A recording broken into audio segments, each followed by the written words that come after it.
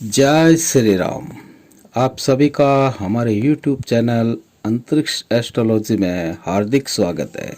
आज हम इस वीडियो के अंदर चर्चा करेंगे मिथुन राशि के महानुभावों की चंद्र कुंडली के अंतर्गत दसम भाव में बन रहे राहु और बुध से बनने वाले जड़त्व दोष के बारे में। बुध 7 मार्च 2024 से अपनी निचस्थ राशि मीन राशि के अंतर्गत दसम भाव में गोचर कर चुके हैं। यहाँ दसम भाव में राहु के साथ इसकी युति हो चुकी है। राहु बुध की इस युति को जड़त्व दोष कहा जाता है। ये युति जड़त्व दोष की मारक क्षमता के हिसाब से काफी लंबे समय तक अर्थात 7 मार्च 2024 से 26 मार्च 2024 तक यह युति बनी हुई है। इस युति के प्रभाव से जातक जो है गलत निर्णय लेता है और गलत निर्णय मात्र एक क्षण के अंदर लिया जा सकता है। इस कारण इस युति में क्षण प्रतिक्षण बुद्धि भ्रमित होने के कारण जातक गलत निर्णय लेता है। एक क्षण के अंदर गलत निर्णय लेकर के लाखों करोड़ों का नुकसान उठाना पड़ सकता है। साथ ही 14 मार्च से इस जड़त्व दोष की अग्नि में घी का जो कार्य सूर्य ग्रहण की युति होने पर होगी, अर्थात 14 मार्च से सूर्य राहु की युति से इसी दसम भाव के अंदर जड़त्व दोष जहां बन रहा है वहीं पर ग्रहण दोष की स्थिति बनेगी। इस स्थिति और परिस्थिति में मिथुन राशि के महानुभावों के लिए यह जो समय है अत्यंत संवेदनशील होगा, किंतु हम यहाँ पर मात्र जड़त्व दोष की चर्चा ही करेंगे। राहु ग्रह जो है आकस्मिक लाभ देने, आकस्मिक नुकसान देने वाले कारक ग्रह माने जाते हैं।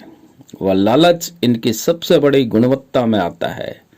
राहु दूरगामी दृष्टि से लालच के जाल में फंसाकर जीव को जंजाल बनाकर रख देता है।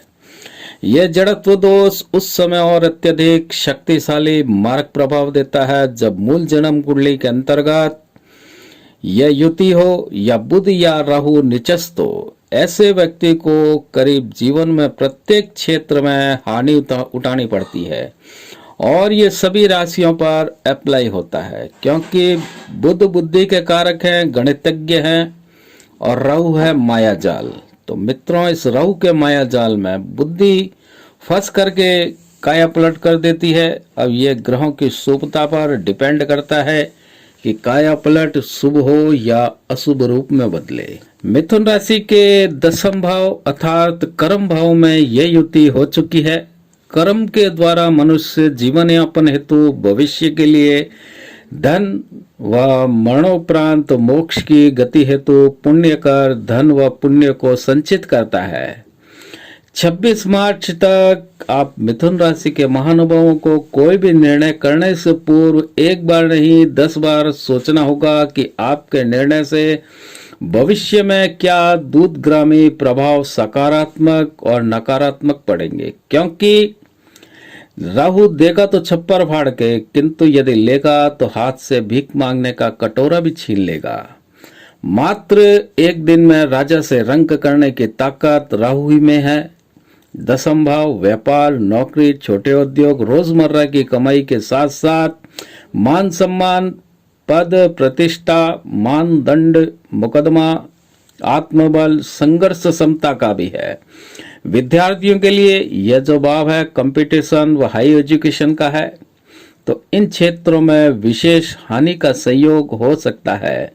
लाभ तो तभी होगा जब आप सावधान रहें, शांत चित्त से विचार करेंगे राहु की चाल पर, क्योंकि आपको बड़े लाभ की संभावना स्पष्ट रूप में नजर आ रही है।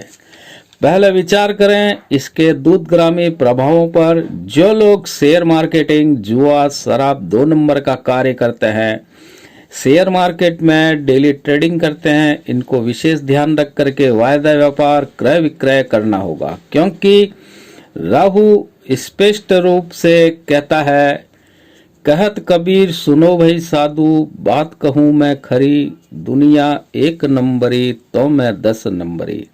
तो ये 10 नंबरी राहु जो है बुध के साथ 10वें भाव के अंदर विराजमान है। राहु जो अपना कमाल दिखाएगा, बुध जो अपनी बुद्धि को बताएगा, वो जो है उसको सुबत्व करने के लिए सबसे पहले आपको बुध और राहु के उपाय के ऊपर विचार करना होगा। विचार ही नहीं, इनके उपायों को करना होगा ताकि राहु और बुध सुबस्त फल दें। मित्रों, भाग्य को पलटने के अंदर वर्षों का समय नहीं, दिनों का समय नहीं, महीनों का समय नहीं, मात्र एक क्षण ही काफी होता है। राहु कब आपकी रहस्यमयी चाल चलते हुए आपको जमीन से आसमां की बुलंदियों तक ले जाए, इसका सटीक निर्णय ज्योतिषी के पास भी नहीं होता, क्योंकि ज्योतिषी स्वयं बुध व राहु के प्रभाव में होता है, तभी वह सफल ज्योतिषी बनता है। ज्योतिषी भी ज्योतिष शास्त्र से पैसा तभी कमाएगा जब उसके भी कर्म ईमानदारी से किए हुए हों, शांत चित्त होकर के अपने मार्ग पर अग्रसर हो। तो मिथुन राशि के महानुभावों, आप भी इस जड़त्व दोष के समय काल खंड में शांत होकर के कोई भी निर्णय से पूर्व लाभ हानि की गणित लगावें। विचारों पर एक बार नहीं 10 बार मंथन करें। सोचें कि तुमने ये ख्वाब देखा तो क्यों देखा। अब बात करते हैं बुध और राहु के उपायों पर। राहु अक्सर ऊंचे ख्वाब देता है, लेकिन ख्वाब पूरे हो ये राहु की कोई गारंटी नहीं होती। ये गारंटी देता है बुध महाराज। बुध ही है जो राहु के ऊपर नियंत्रण कर सकता है। बुध ग्रह की कार्य क्षमता शुभता हेतु नित्य गणेश वंदना करें, गणपति का कोई भी स्तोत्र पाठ कवच करें, अथर्वशीष का पाठ करें, साथ ही बुध मंत्रों का जाप करें। इसके अतिरिक्त बुध शक्ति कवच अपने गले के अंदर धारण करें। प्रत्येक माह की संकट चतुर्थी का व्रत करें। होली, दीपावली या घर में मांगलिक अवसर पर हिंजड़े को बुला करके हरे वस्त्र और हरे रंग की चूड़ियां उसको उपहार स्वरूप दान करें। इसके अतिरिक्त बंद पिंजरे में कैद एक तोते का जोड़ों को आजाद करवाएं। तुलसी से हमेशा परहेज रखें। हरे रंग का रुमाल सदैव अपने साथ रखें। राहु के उपायों के अंदर सर्वप्रथम 11 रविवार भैरव मंदिर में 4 मुख का दीपक प्रज्वलित कर दीपक में धुले हुए उड़द की दाल, तिल और सफेद मिष्ठान और दही का भोग लगावें। इसको बलि भोग कहते हैं। जलते दीपक के अंदर ये सभी सामग्री डालनी है। उसके ऊपर से थोड़ा सा दही के ऊपर सिंदूर का छिड़काव करना है। साथ ही यदि आप कोई नशा करते हैं तो एक सिगरेट और एक छोटी सी बोतल शराब की भैरव जी को भेंट करें। साथ ही एक नींबू अपने ऊपर से 21 बार उसार करके उसके 4 टुकड़ा करें। उसके अंदर थोड़ा सा सिंदूर लगा करके प्रत्येक टुकड़ा एक एक दिशा के अंदर फेंकें। नींबू जिस छुरी से काटें उस छुरी को भैरव मंदिर में ही छोड़ आए। ध्यान यह रहे कि कोई भी भैरव मंदिर के टोटके को करते समय शांत चित्त रहें। घर से आते जाते समय किसी से बात न करें। आते समय पीछे मुड़ करके पुनः मंदिर की तरफ न देखें। घर आकर के अपने हाथ पैर अवश्य धोएं। ये छोटी सी जानकारी थी जड़त्व दोष की मारक क्षमता पर और इस मारक क्षमता को कम करने के लिए उसके उपायों पर। आशा है आप भी अपना ख्याल रखेंगे, वो उपायों पर अमल करेंगे। और उन सभी भाइयों बहनों से निवेदन है जो कि हमारे चैनल के ऊपर नए आए हैं या आ चुके हैं, जिन्होंने अभी तक हमारे चैनल को लाइक सब्सक्राइब नहीं किया है, तो हमारे चैनल को सब्सक्राइब करें, बेल बटन को अवश्य दबाएं। जय श्री राम।